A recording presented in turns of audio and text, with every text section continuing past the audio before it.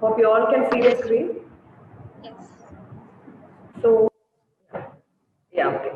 So, we all know that vaccines, we all know about vaccines. Being medical students, I don't have to explain you the importance of vaccination. But since this is the Influenza Vaccine Awareness Week from 6 to 12 that CDC is observing, since we have introduced this topic, I'll be just telling you about how a vaccine is important and how a vaccine is introduced into a new vaccine is introduced into the uh, uh, like in the market or into the general public, how a person gets a vaccination. Right now, in the midst of this, in the backdrop of this COVID-19 pandemic, we know what is the importance of vaccine. We are all eagerly waiting for a vaccine for COVID-19. Are we? So, we'll start the session.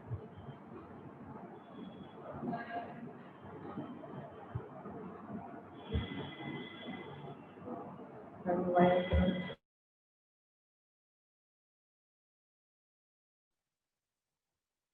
Is there a problem, ma'am? Public health technology that we have introduced, which has decrease the morbidity and increase the mortality of people. Okay, but what important thing about vaccine is that we are not giving vaccines to diseased individuals. We are giving vaccines to healthy individuals. That's the importance of vaccines. That is the reason for the more fuss about vaccines. That is, it is given to healthy individuals, and so it is important that we introduce vaccines which are very safe and very effective, and also at the same time they are cost effective. The risk benefit ratio of vaccine should be very high. That is, the benefit of the vaccine should be outweighing the risk of vaccination. And nowadays, vaccine development has become a very time-consuming process and a resource-intensive process, and there is a more strict regulatory pathways are there in the international level as well as in the national level to ensure the vaccine efficacy and safety. So the term vaccines, it encompasses everything that is including immunology, molecular biology, public health, social science, logistics. So many things are involved in vaccination. Okay. Now we come to the history of vaccines. We all know the history of smallpox. We know how much of suffering smallpox has brought about to the lives of human beings. About several years ago, and 2000 years ago, in India and China, we started this inoculation against smallpox. That's called variolation or attenuation of the pox virus particles into the body of healthy individuals to prevent smallpox. People wanted somehow to prevent smallpox, and so they did this inoculation against smallpox, which was not very scientific, but it was a trial which was practiced in several countries, introduced in India and China. And later on, the first person who introduced the modern concept of vaccination was Edward Jenner. That is in 1796. He used the cowpox pustules to inoculate into an 8-year-old boy, Joseph Meister, to successfully vaccinate against smallpox. And luckily, the child didn't get smallpox. And that marked the landmark of a modern era of vaccination. So these are the important dates in the history of vaccination. That is, first I told before, that is variolation, which is introduced in England. Then the first vaccination was by Edward Jenner against smallpox by using cowpox pustules. Then this variolation was unscientific, I told you, so it was banned in Britain. Then the germ theorem disease by Louis Pasteur, and the first lab tested vaccine was discovered by Louis Pasteur. And then the Bacillus calmette-Guerin in 1921 introduced the BCG vaccine.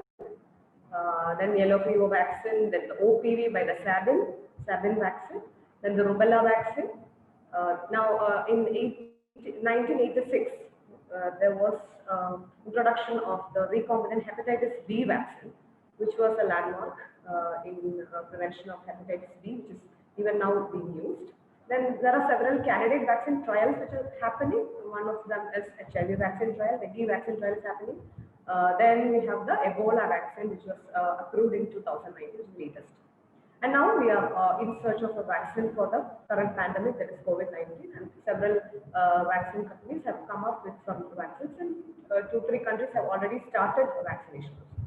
So that is regarding the history of vaccination.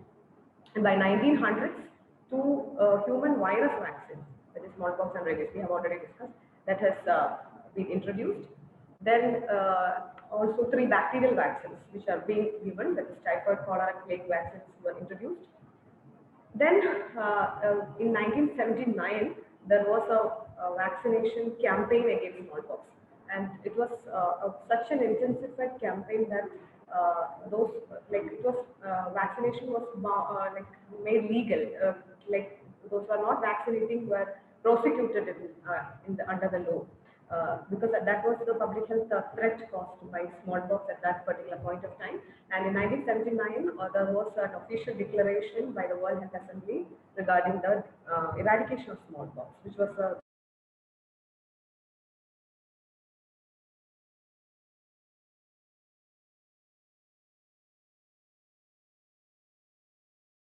polio diseases came into play, and now there are over 20 vaccine preventable diseases. And the WHO introduced the EPI, that is the Expanded Program on Immunization 1974. And by 1900, vaccination was protecting over 80% of the world's children from the 6 main EPI diseases. And now, currently what we're saying is we are getting so many vaccines being introduced. Every like 2-3 years, new vaccines are introduced, and right now we are in our national immunization schedule also we have so many new vaccines like the rotavirus vaccine we have introduced. It's not a new vaccine, but it's a new vaccine which is introduced free of cost. And now we are also planning to, they are also planning to include the pneumococcal conjugate vaccine, which is a very expensive vaccine. It's right now an like optional vaccine. So, and also the Global Alliance for Vaccines and Immunization was created in 1999 to extend the reach of the expanded program of immunization. Also to help the poor countries to introduce underused and new vaccines, life-saving vaccines into their national programs, each of the country's national programs. And in India, what we have is we introduced the EPI in 1978 in India, and in 1985, India renamed the EPI program as the Universal Immunization Program.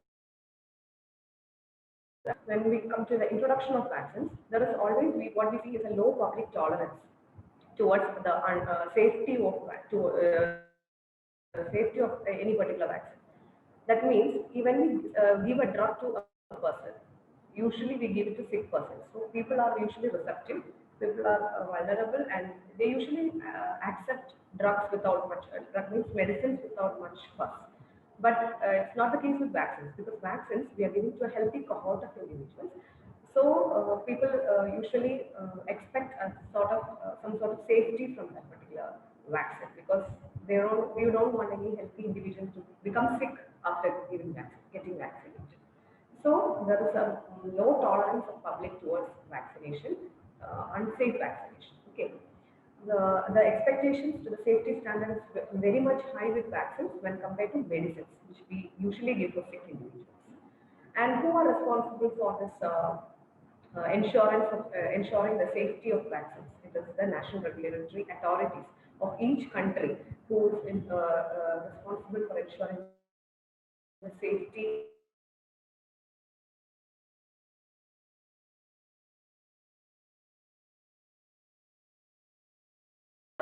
they usually, the national regulatory authorities, they will ensure the safety and quality of vaccines not only after introducing it to the, not only before phases, but also after the trials. Once they introduce into the market, also they are thoroughly checking for the safety and efficacy of the vaccines. And the national regulatory authorities will investigate and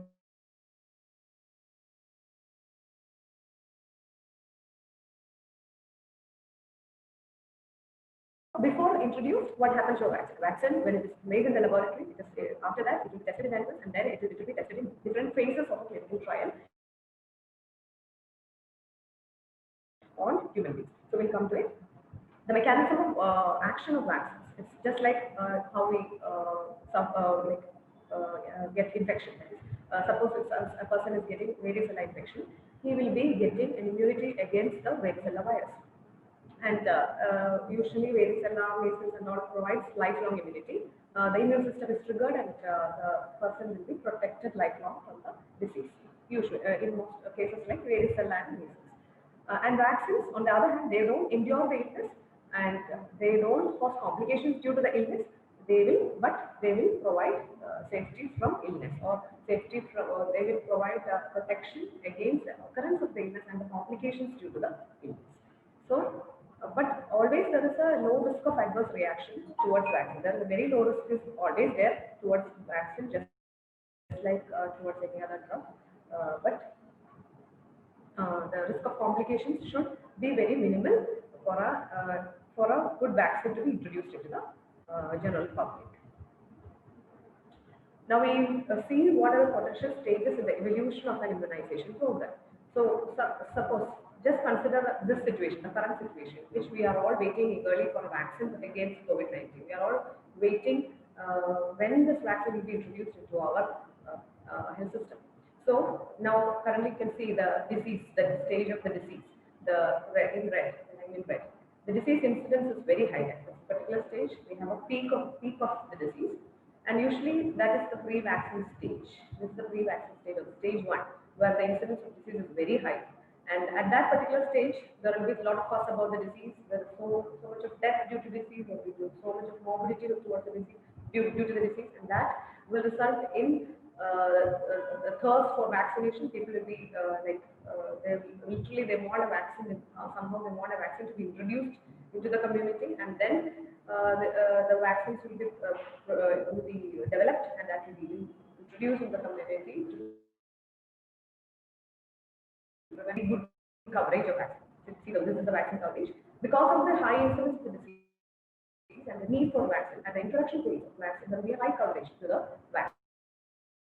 And later on, what happens is that after that, there will be side effects of the vaccines which will be coming a little bit. Even if I told you vaccines towards there will be very less tolerance of the public towards vaccination, the side effects of vaccination. So even if it is a very small, minimal, trivial side effect, it will be blown up, and that result in the loss of confidence to that particular vaccine. There will be so much of fuss regarding the safety of vaccine, and that will result in the dip in the vaccination coverage, and that shows the corresponding increase in the outbreak or increase in the incidence of the disease again. And there's like a peak of the disease.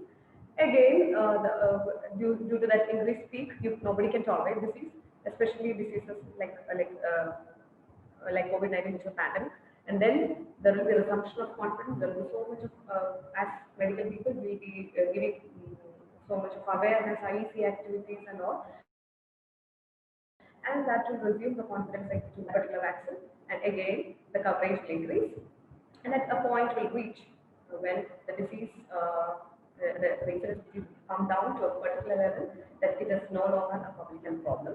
And that is the point at which you can stop vaccination. That is the point at which the disease is eradicated. And that point was reached for smallpox when the disease was eradicated, and that was the stage at which the vaccination was stopped. Because when a disease is not longer a public health problem, major public health problem, there's no point in continuing vaccination. So that is what happened with smallpox. That's the only disease which we have eradicated so far with vaccine. So this is the normal process by which an immunization program is maturing. Now we come to vaccine regulations. So this talk will be mostly on how I will not be talking about the different vaccines and all, but I'll be talking about how a vaccine is introduced in the general public. The vaccine regulations means there are a lot of functions that cover the entire continuum of vaccine development, licensure, and use. And it includes all the procedures for vaccine consistency, all the principal investigators who are involved in manufacturing of vaccines or trials in vaccines should get training on the lines of good manufacturing practices, and also there should be continued vaccine pharmacovigilance and impact surveillance that should happen for a safe vaccine to be introduced. So vaccines will and after licensure. So first we'll come to pre-licensure vaccine safety. So vaccines, like other pharmaceutical products, just like medicines, they undergo extensive testing and review, mainly for three things. One is safety. The most important factor of a vaccine is safety. Even if it is less immunogenic, people will tolerate, but if it is not safe, if it is associated with serious side effects, it is likely to get rejected. So safety, second is immunogenicity, and the third is effectiveness and efficacy of the vaccine. And the testing of a vaccine safety is usually done first, it is done in phases. First, usually a vaccine, or that matter, any drug is usually done first in the laboratory. That is, we try and test it on living tissues and see whether it is working on the living tissue, how it is working on the living tissue. Then it will be done in laboratory animals. That is, this phase is called the preclinical phase of the clinical trial, and then it will be introduced into the clinical trial. That is the three phases of clinical trial before licensure, and monitoring the adverse reactions, the major safety component of pre-licensure clinical trials. So in the clinical trial, there are different phases. One is the preclinical phase, that is one in the laboratory. Then in the animal, the vaccine will be tested in the animals, mainly for major side effects, major toxicities and all will be tested at that particular point of time. It is when it is found to be not that toxic and all, then it will be passed on to the clinical trial on human beings. That is the different phases of the clinical trial. Now we see what the clinical trials that vaccine has to undergo for assessment of vaccine safety. That is, the phase 1 is the first. It has to pass through. The vaccine has to pass through mainly three phases in the clinical trial. The phase 1 is to test the safety and the immunogenicity of the candidate vaccine. That is usually done in very few individuals. The sample size, as you can see, is very low. That is about 10 to 100. Usually, they are healthy volunteers, healthy adults, to determine the tolerability of the vaccine. Okay. And here we'll be able to find out the most common, only the common adverse effects and the very very acute onset adverse effects we will be able to find out at that particular point in time. Then in the phase 2 clinical trial, it is mainly done on a little more number of people. That is about 100 to 1,000 individuals will be involved in this particular phase 2 clinical trial. That is to monitor the safety, to see whether there are any side effects, what is the immune response of each of these individuals towards the vaccine. And this is done in the phase 2 clinical trial. We will be finding out the optimum dosage of that particular vaccine and also find out the schedule of the vaccine. How many doses, primary doses we should give, whether there is any need of booster doses. So by looking at the immunogenicity or immune response of that particular individuals who are involved in the trial, we will be finding out the dosage and the schedule of the vaccine. Then we have the phase 3 clinical trial where we'll address the clinical efficacy of that particular vaccine in the prevention of disease. And also further information we'll be getting regarding the safety of the vaccine, because we are doing it in a more heterogeneous, not a very heterogeneous population, but on a more heterogeneous population. And also we'll get a phase 3 clinical trial is a little bit longer also. We'll get longer periods of observation also. Reactions also. If it is there, we will be able to get. And then the last stage is after it has passed through all these three phases of the clinical trial, it will be submitted to regulatory authorities for approval to the market, and so okay. And after that, it will be introduced in the general public, and it will be available for use for the general public, depending on the risk criteria, whether it is given first to the vulnerable population, or if it is whether it is introduced to the general population for use. So that is the different phases of the clinical trial. A vaccine has to pass before it is assessed for vaccine safety. Then the pre-licensure studies, usually these pre-licensure studies will be able to find out only acute undesirable reactions. Because the sample size is very low in the pre-licensure studies. And we are not using we are doing the studies in a very controlled environment. Usually we do randomized controlled trials. It's a controlled trial. Environment is controlled. We have a very stringent inclusion and exclusion criteria. Usually helping users are involved. So only the very acute and very immediate side effects we'll be able to find out. Uncommon or rare side effects usually we will not be able to find out during the pre-licensure studies. As a result of this, we need to have a post-licensure monitoring of vaccine safety. Very, very essential to evaluate rare as well as late side effects or adverse effects. So that is done in the post-licensure vaccine safety. So for post-licensure vaccine safety, vaccine is launched into the market, into the general public, given to the public, and how we will be able to monitor this? That is after the license is given to the vaccine, it is introduced into the general public, people start taking the vaccine, then we will be seeing a few rare side effects, because large number of people will be taking the vaccine. So rare side effects start coming up. Plus, people delayed side effects also starts coming up. So spontaneous reporting is a cornerstone of most of the post-licensure safety monitoring systems. So why this is important? Post-licensure monitoring is important is because now the vaccine is introduced into the general population, and no longer they are it's not like clinical trial in which we are just monitoring the people, stringent inclusion exclusion criteria is coming into the study. Here we are giving it to the general public, people with so many health problems, and all will be taking the vaccine. We cannot really control that. And also the subpopulations. Usually in clinical trials and all, we will be excluding those people with underlying medical conditions like also preterm infants and also with so many comorbidities, and all, we will be excluding them. But sometimes in the post-licensure phase, those people will also be getting the vaccination. So that is one point. Then a large number of people will be vaccinated after this launch in the market. All the entire children who are born in that particular year will get vaccinated. So also plus, I told you, it is no longer a controlled environment. The immunization will be done in different places by different individuals. The training will be different. The storage practices, the cold chain practices, everything will be affected. So other factors which can lead to AEFI, such as incorrect administration practices, everything, the training of the people who are taking the vaccines, everything need to be monitored thoroughly. And uncommon rare vaccine reactions are usually which are not detected in the pre-licensure phase will be detected during the post-licensure phase. That is why even now we see older vaccines, even older vaccines which were introduced years back, now we see new side effects coming up, because there are rare side effects and delayed side effects which was not noticed at the time of before licensing. So as health providers, we should understand that even the most commonly used vaccines, which are demonstrated to be safe in the pre-licensure phase, may have potentially serious adverse events.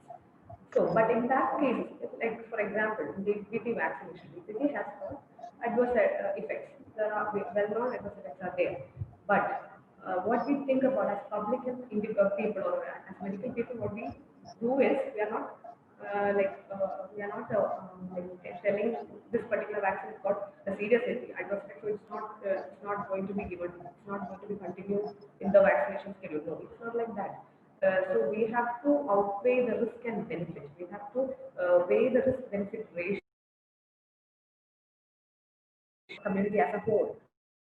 If it is protecting against that particular diphtheria, it's a disease which is associated with high morbidity and mortality. So even if the vaccine is having a little bit of rare complication, even if it is having side effects, we have to continue with the vaccination, because the benefits of the vaccination is clearly outweighing the risk associated with vaccination. Understood? So that is the reason why we continue with vaccines, even if some minor side effects are there.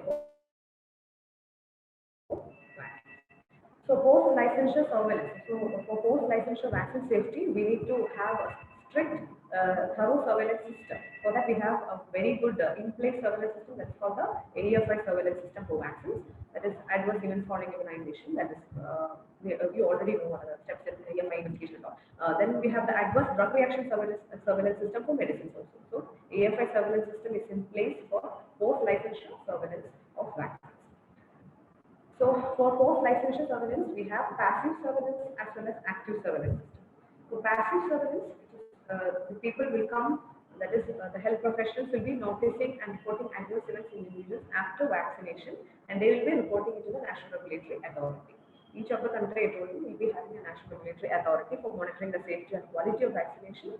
And this passive surveillance system is a cornerstone any of the post-licensure safety monitoring system, because it is a very cost-effective process. We are not appointing any person for doing this, but we are getting spontaneous reporting from each of the vaccination, and it is cost effective, and it is easy to implement because nobody is being trained for this, but people will be coming, and for the health workers will be reporting this particular event to the national regulatory authority, and also we will be able to capture unexpected events. An active surveillance system will have the post-licensure clinical trials in phase 4 surveillance studies. The phase 4 of a clinical trial is post-marketing surveillance. That is after the vaccine is introduced into the market. And these vaccines undergo clinical trials after licensure, mainly to assess the effect of change in vaccine population or vaccine strain, and the age of vaccination, whether it is correct or not, the number and timing of vaccine doses, whether we need to change it or not, the simultaneous administration and interchangeability of vaccines from different manufacturers on vaccine schedules. So in a national immunization schedule, we know we are giving vaccines, multiple vaccines at a time, so from different manufacturers. So we need to know whether there is any reaction due to these particular participation also, all these things. And also this active surveillance system also includes large link databases as well as clinical centers and the clinical immunization help. So these are the active surveillance systems which are in place for post-licensure vaccine safety surveillance. So for any immunization or for any vaccine, there should be a balance between the vaccine efficacy and the vaccine associated risk and the safety cost. Clearly, the vaccine efficacy should outweigh the risk of that particular vaccine. The vaccine efficacy is nothing but the ability of the vaccine to work as intended to protect from illness. Okay, so the vaccine efficacy or the benefits of a vaccination program should outweigh the risk associated with disease caused due to that particular disease caused due to that particular organism. And it is important that the public should be taken into confidence regarding vaccine safety. As we already discussed, it is important in case of vaccines because we are giving vaccines to healthy individuals. So there should be a clear communication of the risk-benefit assessments before a vaccine is introduced into the community. And in a clear understanding,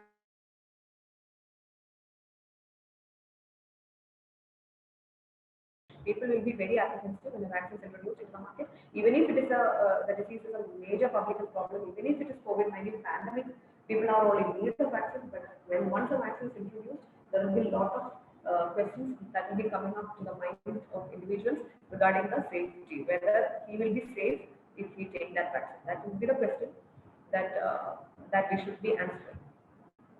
So how will we do the risk-benefit assessment, ratio assessment for vaccine? That is, the risk evaluation of a specific vaccine requires the collection and analysis of reliable data on these factors. That is the incidence, severity, morbidity, and mortality resulting from the adverse vaccine reactions. We should have clear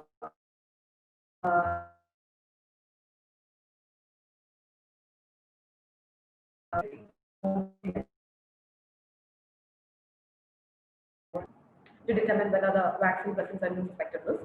And we have to be able to explain probable mechanism and the cause of vaccine reaction, the preventability, predictability, and reversibility of the risk of vaccine reaction which is occurring, and the risk associated with alternative vaccines that protect against the same disease. We have a safer alternative vaccine to that particular to the same disease. There is no point in introducing a new vaccine.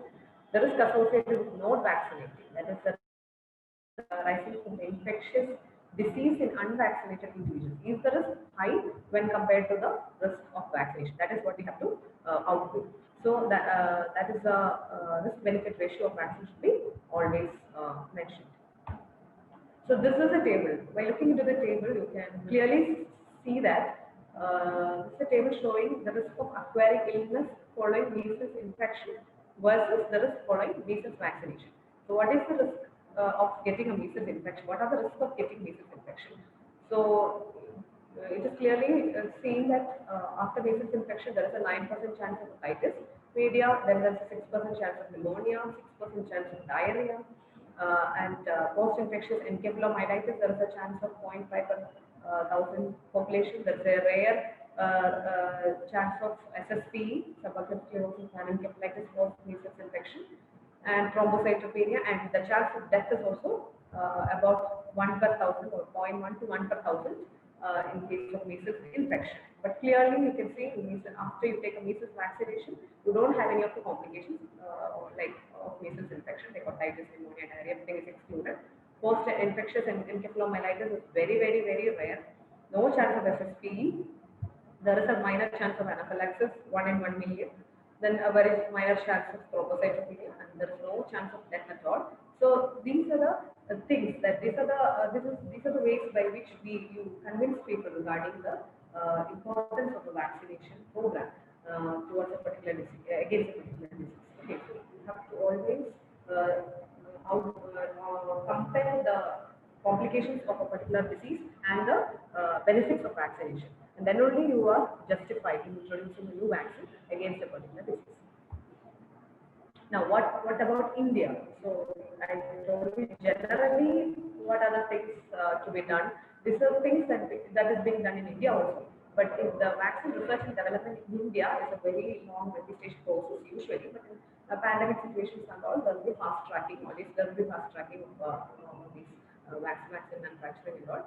And the vaccine research and development is undertaken in the medical colleges or academic institutions as well as by the vaccine industry. And these are the organizations which will be ensuring vaccine research and development in the country: ICMR, the DST, the CSIR, small and medium vaccine industries, medical engineering colleges, then Department of Biotechnology supported autonomous institutions. And we have in India the vaccine quality regulatory system is a CDSCO, that is a Central Drugs and Standard Control Organization, which is a national regulatory authority in India. And the CDSCO is headed by the DCGI, that is the Drug Controller General of India. He is the person who, the CDSCO is the organization which approves the vaccines that are introduced into the country. It is an organization which also gives permission to conduct clinical trials, and also it registers and controls the quality of imported vaccines. So right now we all know the Pfizer has applied to the DCGI for getting approval for introduction into India. So that is controlled. All the vaccine quality regulatory system is controlled by the CDSCO, headed by the DCGI, Drug Controller General of India. And always there is a fast track clearance of vaccines for emergency situations, not only in pandemics but also in certain emergencies. Case of certain national disasters, and sometimes we need vaccines, and that in that case we have a fast track clearance of vaccines. And that time what we do is the National Regulatory Authority of India will recognize the National Regulatory Authority of other countries, so that we can import vaccination, giving the ease of importation of vaccination. Plus the UNICEF, we can also procure vaccines through UNICEF. So many countries, including India, is procuring vaccines for the UNICEF, the INCLAN, the Bill and Melinda Gates Foundation. All these organizations are supporting vaccination programs in India. Then who is the expert group which is giving technical advice on the vaccination or immunization related activities in India? That is the National Technical Advisory Group for Immunization. This is a technical advisory group from various areas of medical field or social field, that is the public health, pediatrics, epidemiology, infectious disease, clinicians, immunologists will be there, medical microbiologists, cold chain experts, statisticians, statistic people, then social scientists, drug regulators, all are there in the National Technical Advisory Group. They will give technical advisories. So they will issue the technical advisories related to the vaccination and immunization to the national government. So that is the NTAGI. To summarize,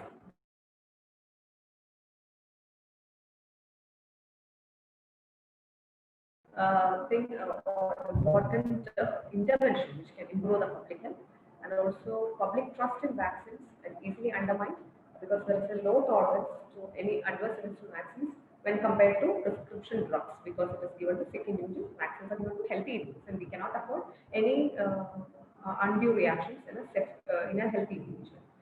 And vaccines are regulated from development. There is a strict, stringent regulation or regulatory process which is undergoing right from the development to the licensure to the use The national regulatory authorities are the key persons who are playing an important role in the process. Then there is a post-licensure surveillance of vaccines after its introduction to the market. This will be able to detect the rare delayed reactions or side effects of vaccines which were not detected during the pre-licensure phase, and the risk associated with vaccines are very low when compared to the risk associated with a disease which they are designed to prevent.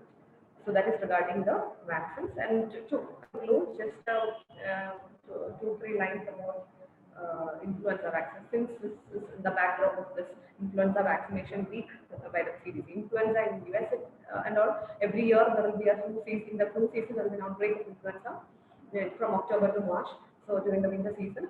And in the backdrop of COVID-19 pandemic, it's gaining importance because there are more chance of, especially the vulnerable groups, the infants and young children, people above 65 years, pregnant women, and those people who are having a weakened immune system or other health problems, they will be having a risk of more risk of complications due to this influenza outbreak. So that for them it is important. So it is the theme this year is it's not too late to get a flu vaccine.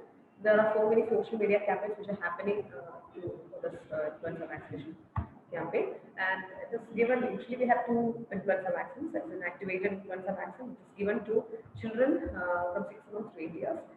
Two doses are given. Others, single dose every year, it's just to be repeated. And also, we have a live intranasal spray vaccine, which is given to non-pregnant women from 2 to 49 years of age. In India, this is not it's not in the national immunization schedule. It is an optional vaccine, and only that is, it is given under only special circumstances. So that is regarding vaccination and vaccination week. The story of vaccine. Hope I didn't confuse you. Hope it was informative. Thank you, everyone. Thank you, ma'am. Ma'am, we have a few questions in the chat box. Can you please answer them? Niranjana will read out the questions, ma'am. Yeah. Hello, ma'am. What are the vaccines that medical students are advised to take other than hepatitis and chickenpox vaccine? Right now, it is these two are the only vaccines that you are advised to take. Mandatory. Of course, any vaccine, there is a choice that they are giving for optional vaccines. Any depending upon the health situation, depending upon the traveling that you are doing. Right now, it is these two are the only vaccines that we are prescribed. We are advising you to take as medical students. Ma'am, is there any benefit for taking flu shots in our country? In our country, we always do a risk benefit ratio plus cost effectiveness ratio. Okay, so in our country, it's not, we cannot compare with the US. In our country, I think people are all like, the population is more, we cannot afford to give a free flu vaccine to everyone because it is costly vaccine. So those who can afford, always they can take. But and also those who have health conditions, health can take. But I don't think in our country people are. It's a country which is like more of it's a developing country, right? So there is no. I don't think it will be it need to be included in the national immunization schedule because in India it is. I don't think it will be cost effective to introduce influenza vaccine. But pneumococcal vaccine is of course for children. It can be introduced. I think it should be introduced in the national immunization schedule because it is more serious complication. It causes more serious complications rather than influenza vaccine. But for, yes, one influenza that is not the seasonal influenza, but for H1N1 influenza, I think it is important. Ma'am, recently the Pfizer-BioNTech vaccine is getting FDA approved despite of the during the phase 2 clinical trials. There has been the testimonies from the people who were being the part of phase 2 trials. There were symptoms, but then FDA is approving Pfizer vaccine. So what is your go on that? What do you think? Right now, I'm not going to comment anything on COVID-19 vaccine. It is yet to come up. So I don't think it's a platform to discuss that. Let it come and let us see. I told you, no? Studies of the way the clinical trial is in a controlled environment. We are not able to see the delayed reactions. We won't be seeing the delayed reactions at that particular point of time. Ma'am, if a child's parents are not ready to vaccinate their child due to an adverse reaction that had Very happened. few individuals. Yeah, that we have to expect with any vaccine. But the thing is, the situation is different. This is a pandemic situation. We have to think of the complications caused by the pandemic, and the people who are affected with those who are with comorbidities, aged individuals, old age homes and all, if they are getting the disease, that clearly should be taken into consideration. That is, whether they will benefit from the vaccine or whether they will have some complications due to the illness. That benefit, if the vaccine is offering more benefits, then I think they should go for getting the vaccine, especially the vulnerable. Okay, ma'am. Okay, ma'am. If a child's parents are not ready to vaccinate their child due to adverse reaction that had happened, how will we convince them to do it again? Is it Okay. compulsory in our country to stick to the national immunization schedule?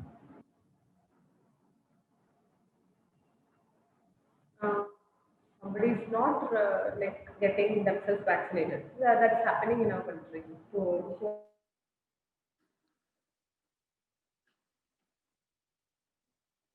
not compel them too much. We can just educate them. You cannot compel anybody. You cannot force any vaccine. For that matter, you cannot force anybody to take any drug unless and until it is causing a serious public health threat, like COVID-19 pandemic. Right now, we are seeing so many forceful law that they are abiding. Like the act will be enforced at that particular point. But right now, towards vaccination, if parents are not willing to take vaccine, only thing what we can do is convince them, educate them, give them advice. They have to, if some adverse effects have happened in their family, then we have to take into consideration their emotions. We have to convince somehow. That is that is our duty. That is, we have to make them convinced regarding vaccination. You cannot force Okay, them. ma'am. You cannot force them. It's not ethically right. Okay, ma'am. A question from Sneha Suresh. Ma'am, now people are taking influenza vaccine to get some sort of protection from COVID-19. Is this really effective, especially from people who are traveling? Especially in people who are traveling. If influenza vaccine was effective, then we would have the government would have introduced influenza vaccine earlier. There is so much of fuss towards COVID-19 pandemic. People are suffering so much, and the influenza vaccine is there, and we are not. It was effective. It's not two entirely different viruses which are causing. One is the influenza virus, one is the coronavirus. So, so there's no point in. I don't think influenza vaccine. I don't know. I don't know. I'm not a expert to comment on that. But if it would have, it was the situation, then it would have been introduced earlier, right? Ma'am, a question from Mahadevan came from Any more? 17th batch. One more question from Mahadevan. Speaking about the national immunization schedule, there are extra vaccines which are not mandatory but good to have. How important are those? Can Mahadevan make it clear which is not mandatory in the national immunization schedule? All vaccines, as far as I know, all vaccines in the national immunization schedule should be taken. There is no option in that. Maybe there it is there in some states it is introduced, some states it is not introduced. Some endemic, like for example, JE vaccine, it is given only in endemic districts, not states, endemic districts. And some of them in the national immunization schedule, we have so many vaccines. Some are introduced only in some states. For example, PCV introduced in some states, but not in Kerala. So that is rotavirus is introduced in Kerala last year. So I don't think it is approved in national immunization schedule, and it is approved by your state. then you have to take, the child has to take it according to national. There's no option in that national immunization schedule. Only endemicity, endemic districts, some vaccines are should be given only in endemic districts. No need of that vaccines to be taken by those people in the non-endemic districts. For example, JE vaccine. Is there any other thing which is there other than this? I don't know. Mahadevan can make it clear.